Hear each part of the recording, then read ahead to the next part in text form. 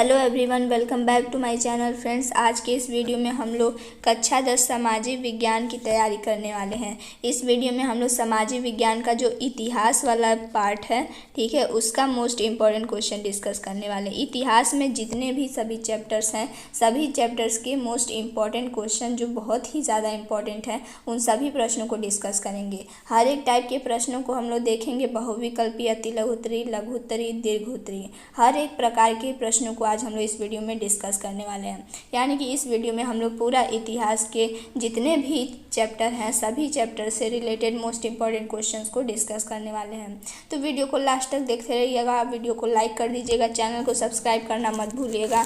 ठीक है, चलिए वीडियो को स्टार्ट करते हैं। सबसे पहले हम लोग बहुविकल्पी प्रश्नों को डिस्कस करेंगे। बहुविकल्पी प्रश्न में पहला प्रश्न है, यंग इटली सोसाइटी का संस्थापक कौन था।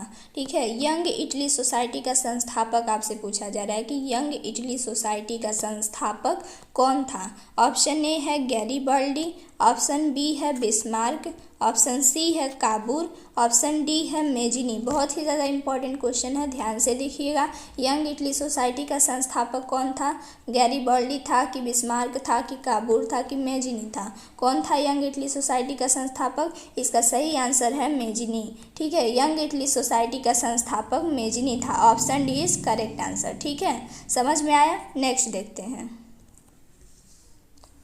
सेकेंड क्वेश्चन है, राष्ट्रवाद का प्रारंभ जिस देश से हुआ वह है। राष्ट्रवाद का प्रारंभ किस देश से हुआ, उस देश का क्या नाम है? ऑप्शन ए है जर्मनी, ऑप्शन बी है इटली, ऑप्शन सी है फ्रांस, ऑप्शन डी है इंग्लैंड। ये भी क्वेश्चन बहुत ही ज़्यादा इंपॉर्टेंट है। राष्ट्रवाद का प्रारंभ जिस देश से हुआ उसका क्या नाम है? Germany, France, Italy, England. क्या नाम है? तो इसका सही आंसर है फ्रांस। ठीक है, राष्ट्रवाद का प्रारंभ जिस देश से हुआ उस देश का नाम है फ्रांस। ठीक है, समझ में आ गया? नेक्स्ट देखते हैं। क्वेश्चन थर्ड है, महात्मा गांधी ने असहयोग आंदोलन कब आरंभ किया। महात्मा गांधी ने असहयोग आंदोलन कब आरंभ किया, ये आपको बताना है। ऑप्शन ए है 1919 ईस्वी को, ऑप्शन बी है 1920 ईस्वी को, ऑप्शन सी है 1922 ईस्वी को, ऑप्शन डी है 1923 ईस्वी को। इसका सही आंसर क्या होगा? महात्मा गांधी ने असहयोग आंदोलन कब आरंभ किया? इसका सही आंसर है 1920 ईस्वी को। ठीक है, ऑप्शन बी करेक्ट आंसर है। महात्मा गांधी ने असहयोग आंदोलन कब आरंभ किया? तो महात्मा गांधी ने असहयोग आंदोलन 1920 ईस्वी को आरंभ किया। ठीक है, नेक्स्ट क्वेश्चन देखते हैं। नेक्स्ट क्वेश्चन है, करो या मरो का नारा किसका था। करो या मरो का नारा किसका था, ये आपको बताना है। बहुत ही सिंपल है। ऑप्शन ए है सुभाष चंद्र बोस, ऑप्शन बी है चंद्रशेखर आजाद, ऑप्शन सी है भगत सिंह, ऑप्शन डी है महात्मा गांधी। इसका करेक्ट आंसर क्या है? इसका करेक्ट आंसर है महात्मा गांधी। करो या मरो किसका नारा था? तो करो या मरो महात्मा गांधी का नारा था। ठीक है, समझ में आ गया? नेक्स्ट क्वेश्चन देखते हैं। नेक्स्ट क्वेश्चन है, 18वीं शताब्दी तक संसार के कौन से देश सबसे धनी देश माने जाते थे। ध्यान से देखिएगा, 18वीं शताब्दी तक संसार के कौन से देश सबसे धनी देश माने जाते थे। ठीक है, ऑप्शन ए है जापान और भारत, ऑप्शन बी है फ्रांस और अमेरिका, ऑप्शन सी है चीन और भारत, ऑप्शन डी है चीन और इटली। इसका करेक्ट आंसर क्या है? 18वीं शताब्दी तक पूछा जा रहा है आपसे, 18वीं शताब्दी तक संसार के कौन से देश सबसे धनी देश माने जाते थे। इसका करेक्ट आंसर है चीन और Bharat. Option C is correct answer. ठीक है, 18वीं शताब्दी तक संसार के कौन से देश सबसे धनी देश माने जाते थे, इसका सही आंसर है चीन और भारत। ठीक है, चीन और भारत 18वीं शताब्दी तक संसार के बहुत ही सबसे धनी देश माने जाते थे। ठीक है, समझ में आ गया? नेक्स्ट क्वेश्चन देखते हैं। नेक्स्ट क्वेश्चन है, संयुक्त राष्ट्र संघ का मुख्यालय कहाँ स्थित है। संयुक्त राष्ट्र संघ का मुख्यालय कहाँ स्थित है, बताइए। ऑप्शन ए है वाशिंगटन, ऑप्शन बी है जिनेवा, ऑप्शन सी है न्यूयॉर्क, ऑप्शन डी है ऑस्ट्रिया। इसका सही आंसर क्या है? संयुक्त राष्ट्र संघ का मुख्यालय कहाँ स्थित है? इसका करेक्ट आंसर है न्यूयॉर्क। ठीक है, संयुक्त राष्ट्र संघ का मुख्यालय न्यूयॉर्क में स्थित है। ठीक है, समझ में आ गया? तो फ्रेंड्स ये था इतिहास के सबसे महत्वपूर्ण बहुविकल्पी प्रश्न। इस वीडियो में हम लोग सामाजिक विज्ञान का जो इतिहास वाला पार्ट है उसी का महत्वपूर्ण प्रश्नों को डिस्कस कर रहे हैं, ये ध्यान रखिएगा। इतिहास में कुल 3 चैप्टर है, तीनों चैप्टर के सबसे महत्वपूर्ण प्रश्नों को मैं यहाँ पे बता रही हूँ जो सबसे ज़्यादा महत्वपूर्ण है और आपके बोर्ड एग्जाम में आ सकता है। ठीक है, तो ये था बहुविकल्पी प्रश्न। अब हम लोग देखेंगे अति लघु उत्तरीय प्रश्न। ठीक है, चलिए देख लेते हैं। पहला प्रश्न है, जर्मनी के एकीकरण में सबसे महत्वपूर्ण योगदान किसका था? जर्मन राष्ट्र का प्रथम सम्राट कौन घोषित किया गया? ये आपको बताना है कि जर्मनी के एकीकरण में सबसे महत्वपूर्ण योगदान किसका था और जर्मन राष्ट्र का प्रथम सम्राट कौन घोषित किया गया, ये आपको बताना है। इसका आंसर है जर्मनी के एकीकरण में ऑटो वन बिस्मार्क का सबसे महत्वपूर्ण योगदान था। ठीक है, जर्मनी के एकीकरण में सबसे महत्वपूर्ण योगदान किसका था? तो ऑटो वन बिस्मार्क का। ठीक है, जर्मनी के एकीकरण में ऑटो वन बिस्मार्क का सबसे महत्वपूर्ण योगदान था। प्रशा के राजा विलियम प्रथम को जर्मन राष्ट्र का प्रथम सम्राट घोषित किया गया। ठीक है, समझ में आ गया। जर्मन राष्ट्र का प्रथम सम्राट कौन घोषित किया गया? तो वो है प्रशा के राजा विलियम प्रथम। ठीक है, और जर्मनी के एकीकरण में सबसे महत्वपूर्ण योगदान किसका था? तो वो है ऑटो वन बिस्मार्क। ठीक है, समझ में आ गया ये क्वेश्चन। अब हम देखते हैं नेक्स्ट क्वेश्चन। सेकेंड क्वेश्चन है, ऑटो वन बिस्मार्क को जर्मनी के एकीकरण का जनक क्यों कहा जाता है? 2 कारण लिखिए। 2 कारण लिखना है आपको। ऑटो वन बिस्मार्क को जर्मनी के एकीकरण का जनक क्यों कहा जाता है? 2 कारण बताइए। पहला कारण है, बिस्मार्क ने सुधार एवं कूटनीति के अंतर्गत जर्मनी के क्षेत्रों का प्रशाकरण अथवा प्रशा का एकीकरण करने का प्रयास किया।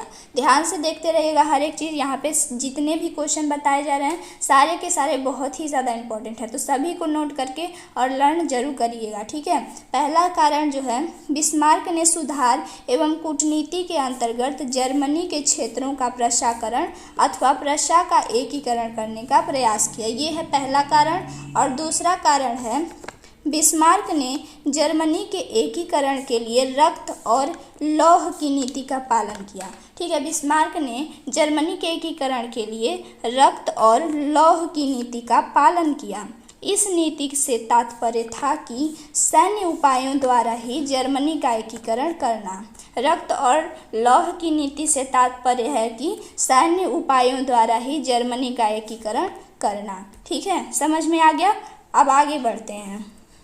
थर्ड क्वेश्चन है, भारत आने के बाद गांधी जी द्वारा चलाया गया पहला आंदोलन कौन सा था?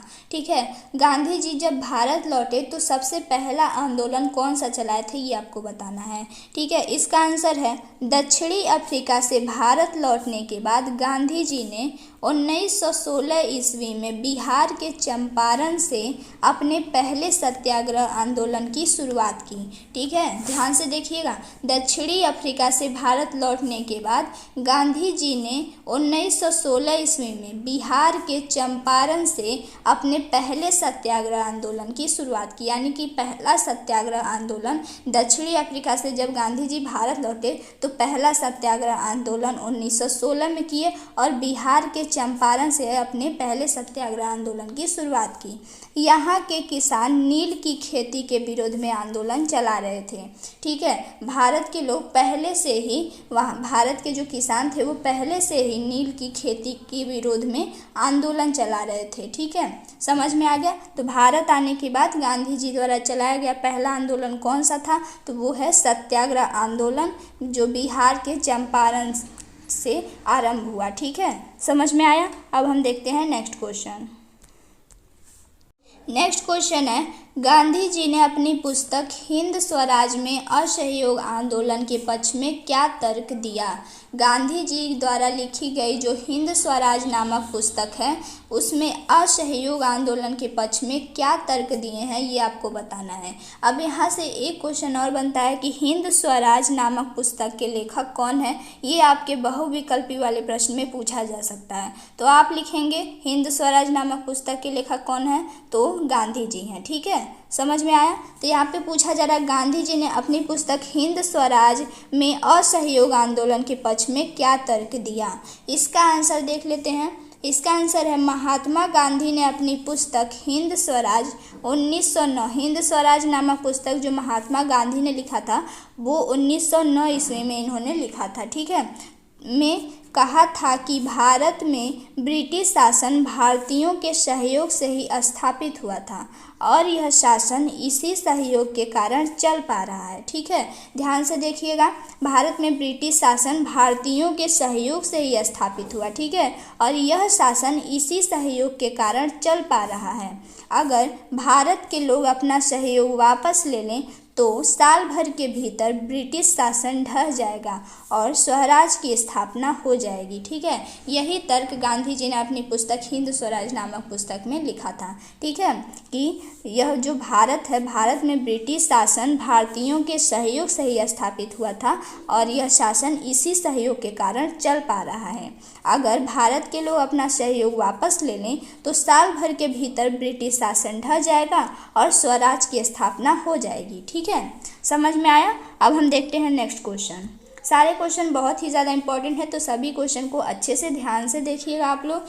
नेक्स्ट क्वेश्चन है अफ्रीका में आने के लिए यूरोपियों के लिए प्रमुख आकर्षण के कारण क्या थे, ठीक है। अफ्रीका आने के लिए यूरोपियों के लिए प्रमुख आकर्षण के कारण क्या थे ये आपको बताना है। इसका आंसर है यूरोपीय देश खनिज संसाधनों के लिए अफ्रीका की ओर आकर्षित हुए, ठीक है। जो यूरोपीय देश के लोग थे वो खनिज संसाधनों के लिए अफ्रीका की ओर आकर्षित हुए तथा अफ्रीका के विशाल भूक्षेत्रों और बाजार पर यूरोपीय देशों की नज़र थी, ठीक है। बहुत ही शॉर्ट क्वेश्चन है, आप लोग इसे लर्न कर लीजिएगा जरूर, इम्पॉर्टेंट है ये। नेक्स्ट क्वेश्चन देखते हैं।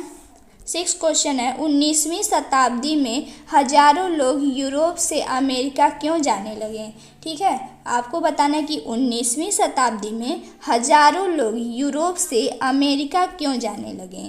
इसका आंसर देख लेते हैं। इसका आंसर है यूरोप में गरीबी की भरमार, भूखमरी, बीमारियां, धार्मिक टकराव व धार्मिक असंतुष्टों को कठोर दंड देने के कारण, अमेरिका में संसाधनों की बहुलता के कारण तथा अमेरिका में खेती योग्य भूमि ज़्यादा थी और जनसंख्या कम थी, ठीक है। ये है इसका आंसर, ठीक है। यूरोप में बहुत ही गरीबी की भरमार थी, भूखमरी थी, बीमारियां थी और भी बहुत सारे धार्मिक टकराव, धार्मिक असंतुष्टों और कठोर दंड देने के कारण जो यूरोप के लोग थे वो अमेरिका जाने लगे, क्योंकि अमेरिका में संसाधनों की बहुलता थी, फिर उसके बाद अमेरिका में खेती योग्य भूमि भी ज़्यादा थी इसलिए, और अमेरिका में जनसंख्या भी कम थी, इसलिए यूरोप के लोग 19वीं शताब्दी में अमेरिका जाने लगे, ठीक है। समझ में आ गया।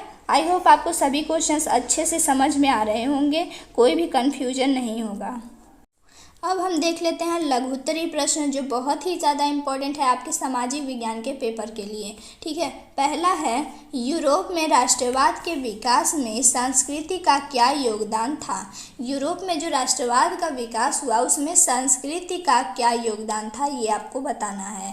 यूरोप में राष्ट्रवाद के विकास में संस्कृति के योगदान को निम्नलिखित उदाहरणों से समझा जा सकता है।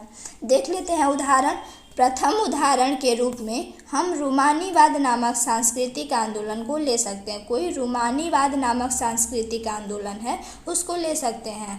अब रूमानीवाद क्या होता है? रूमानीवाद एक ऐसा सांस्कृतिक आंदोलन था जो विशिष्ट प्रकार की राष्ट्रीय भावना का विकास करना चाहता था। समझ में आया?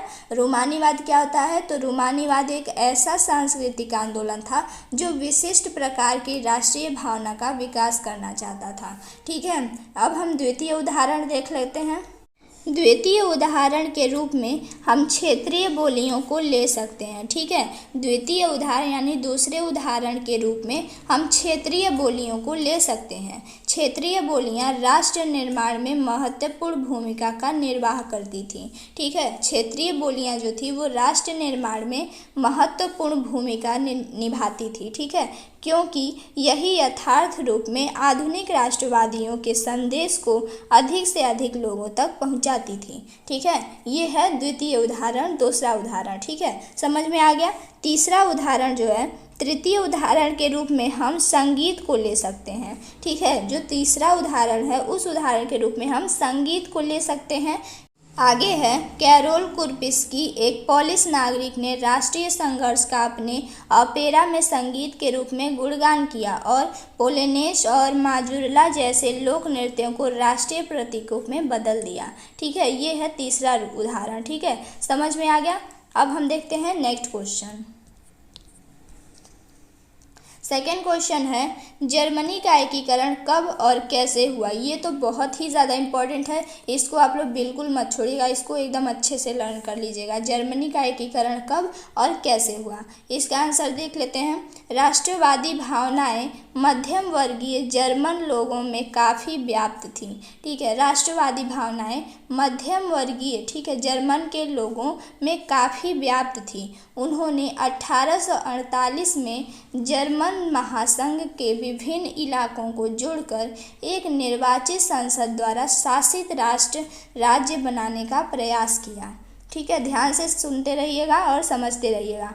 मगर इस पहल को राजशाही और फौज की ताकत ने मिलकर दबा दिया। ठीक है, मगर इस पहल को, ये जो पहल निकाला गया था निर्वाचित संसद द्वारा शासित राष्ट्र राज्य बनाने का जो प्रयास किया जा रहा था, इस पहल को राजशाही और फौज की ताकत ने मिलकर दबा दिया। आगे है, उनका प्रशा के बड़े भूस्वामियों ने भी समर्थन किया। उसके बाद प्रशा ने राष्ट्रीय एकीकरण, आगे देखते हैं,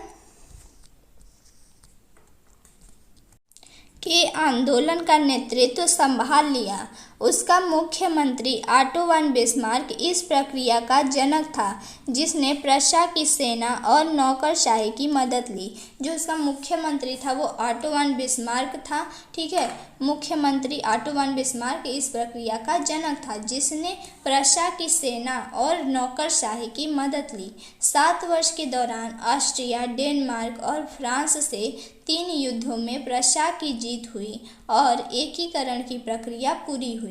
जनवरी 1871 ईस्वी में वर्साय में हुए एक समारोह में प्रशा के राजा विलियम प्रथम को जर्मनी का सम्राट घोषित किया गया। इस तरह 1871 में जर्मनी का एकीकरण हुआ। जर्मनी का एकीकरण कब हुआ? 1871 ईस्वी में। ठीक है, इस प्रकार 1871 ईस्वी में जर्मनी का एकीकरण हो गया। ठीक है, समझ में आ गया। ये क्वेश्चन बहुत ही ज़्यादा इंपॉर्टेंट था, तो इसको भूलिएगा मत, आप लोग अच्छे से लर्न कर लीजिएगा। अब हम देखते हैं नेक्स्ट क्वेश्चन। ये क्वेश्चन भी बहुत ही ज़्यादा इंपॉर्टेंट है, इसको भी आप लोग अच्छे से लर्न कर लीजिएगा। जलियांवाला बाग कांड पर एक संक्षिप्त टिप्पणी लिखिए। ये तो बहुत ही ज़्यादा इंपॉर्टेंट है। जलियांवाला बाग कांड पर एक संक्षिप्त टिप्पणी लिखना है आपको। लघुत्तरीय प्रश्न है तो थोड़ा बड़ा होना चाहिए। ठीक है, रॉलेट एक्ट के विरोध में पंजाब के अमृतसर जिले की जनता अत्यंत आक्रोशित थी। ठीक है, रॉलेट एक्ट के विरोध में पंजाब के अमृतसर जिले, पंजाब का जो अमृतसर जिला है उसकी जनता अत्यंत आक्रोशित थी, मतलब बहुत ही गुस्से में थी। इस शहर में सैनिक शासन लागू करके नियंत्रण जनरल डायर को दिया गया था। जो अमृतसर जिला था उस शहर में सैनिक शासन लागू करके, और उस जो सैनिक शासन लागू किया गया था उसका नियंत्रण जनरल डायर को दिया गया था।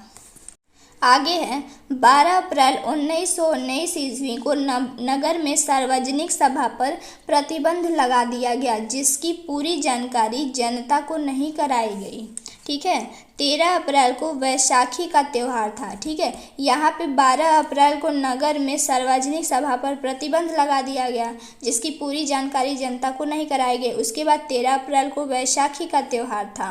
1919 ईस्वी की ही बात की जा रही है यहाँ पे। इसी दिन सरकार की नीति का विरोध करने के लिए जलियांवाला बाग में सार्वजनिक सभा का आयोजन किया गया। कोई जलियांवाला बाग था, उसमें सार्वजनिक सभा का आयोजन किया गया। आगे देखते हैं। उसके बाद सभा शांतिपूर्वक चल रही थी। ठीक है, सार्वजनिक सभा का जो आयोजन किया गया वो शांतिपूर्वक अच्छे से चल रही थी। तभी जनरल डायर ने 200 देशी और 50 गोरे सिपाहियों को साथ लेकर बाग के एकमात्र दरवाजे को रोक लिया। ठीक है, जो जनरल डायर था वो उन्होंने 200 देशी और 50 गोरे सिपाहियों को साथ लेकर बाग के एकमात्र, जो बाग में एक ही दरवाज़ा था, उस दरवाजे को रोक लिया और निहत्थी जनता पर गोलियों की बौछार शुरू कर दी। निहत्थी मतलब होता है जिनके पास कोई हथियार ना हो, तो जनता के पास कोई हथियार नहीं था, उनके ऊपर गोलियों की बौछार शुरू कर दी। 10 मिनट तक निहत्थी भीड़ पर गोलियों की बौछार होती रही। ठीक है, 10 मिनट तक 200 देशी और 50 गोरे सिपाहियों ने 10 मिनट तक निहत्थी भीड़ पर गोलियों की बौछार करती रही। इस हत्याकांड में हजारों व्यक्ति मारे गए और असंख्य घायल हो गए। इस हत्याकांड में हजारों व्यक्ति मारे गए और असंख्य घायल हो गए, क्योंकि उस समय सभा चल रहा था तो बहुत ढेर सारे लोग थे। तो इस हत्याकांड में हजारों व्यक्ति मारे गए और असंख्य घायल हो गए। इस घटना से भारतीयों में भयंकर असंतोष की लहर दौड़ गई। ठीक है, ये है जलियांवाला बाग हत्याकांड। ठीक है, आगे बढ़ते हैं फ्रेंड्स। अब हम देखेंगे दीर्घ उत्तरीय प्रश्न जो बहुत ही ज़्यादा इम्पोर्टेंट है आपके बोर्ड एग्जाम के लिए। पहला प्रश्न है 1789 की फ्रांसीसी क्रांति का फ्रांस व यूरोप पर क्या प्रभाव पड़ा। ठीक है, 1789 ईस्वी की जो फ्रांसीसी क्रांति थी उसका फ्रांस व यूरोप पर क्या प्रभाव पड़ा, ये आपको बताना है। इसका आंसर देख लेते हैं। सबसे पहले हम देखेंगे फ्रांस पर जो प्रभाव पड़ा था उसको। पहला है लुई वंश के शासन का अंत हुआ और उसके स्थान पर लोकतांत्रिक शासन की स्थापना हुई। ठीक है, ये है पहला प्रभाव। यहाँ पे हम लोग फ्रांस पर प्रभाव देख रहे हैं, ये ध्यान दीजिएगा। लुई वंश के शासन का अंत हो गया और उसके स्थान पर लोकतांत्रिक शासन की स्थापना हुई। दूसरा है सरकार द्वारा लोक कल्याणकारी कार्य किए गए। ठीक है, सरकार द्वारा लोक कल्याणकारी यानी लोगों के कल्याण के लिए कार्य किए गए, जैसे कि सड़कें बनाए गए, पुल, नहरों, अस्पतालों, बांधों, स्कूलों आदि का निर्माण। ठीक है, सरकार द्वारा लोगों के लिए कोई कल्याणकारी कार्य किए गए, जैसे सड़क बनाए गए, पुल का निर्माण हुआ, अस्पताल, बांध, स्कूल आदि का निर्माण हुआ। ठीक है, तीसरा है समानता, स्वतंत्रता, भ्रातृत्व की स्थापना से भरे हुए नए समाज की नींव रखी गई। ठीक है, आगे देखते हैं। चौथा है न्याय व्यवस्था का पुनर्गठन करके देश के लिए नवीन कानून संहिता लागू की गई। ठीक है, ये है चौथा। पांचवा है प्रभुसत्ता राजतंत्र के हाथों से मिलकर जनता में निवास करने लगी। ठीक है, जो प्रभुसत्ता थी वो राजतंत्र के हाथों से निकलकर जनता में निवास करने लगी। तो फ्रेंड्स, ये था फ्रांस पर प्रभाव। अब हम देखेंगे यूरोप पर क्या प्रभाव पड़े। पहला है यूरोप में भी राष्ट्रवाद को मजबूती मिली और राष्ट्र राज्यों का उदय होने लगा। ठीक है, पहला प्रभाव ये है कि यूरोप में भी राष्ट्रवाद को मजबूती मिल गई और राष्ट्र राज्यों का उदय होने लगा। दूसरा है लोकतंत्रीय सिद्धांत को विश्व आधार मिला तथा सरकार जनता द्वारा और जनता के लिए होनी चाहिए, इस विचार को बल मिला।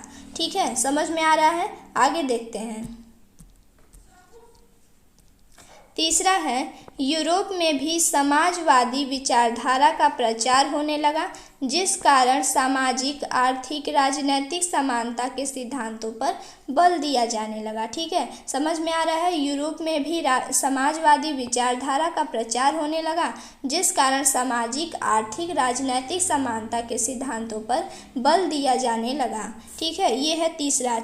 चौथा है यूरोप के अन्य राष्ट्र के लोग भी मानवीय अधिकारों की मांग करने लगे। ठीक है, चौथा है यूरोप के अन्य राष्ट्र के लोग भी मानवीय अधिकारों की मांग करने लगे। पांचवा है यूरोप के निरंकुश राजतंत्रों ने अपने यहाँ क्रांतिकारियों का दमन करना आरंभ कर दिया। ठीक है, ये है पांचवा। तो फ्रेंड्स, ये था सामाजिक विज्ञान का सबसे ज़्यादा महत्वपूर्ण प्रश्न जो हर साल बोर्ड एग्जाम में आता है। तो सभी क्वेश्चन को आप अच्छे से तैयार कर लीजिएगा। बहुविकल्पी, अति लघुत्तरी, लघुत्तरी और दीर्घोत्तरी, सभी प्रश्नों को आप अच्छे से तैयार कर लीजिएगा। सभी क्वेश्चन आपको बता दिए गए हैं, ठीक है। तो अगर वीडियो पसंद आई होगी तो प्लीज़ वीडियो को लाइक भी कर दीजिएगा और चैनल को सब्सक्राइब करना मत भूलिएगा। फिर मिलेंगे नेक्स्ट वीडियो में। Thanks for watching.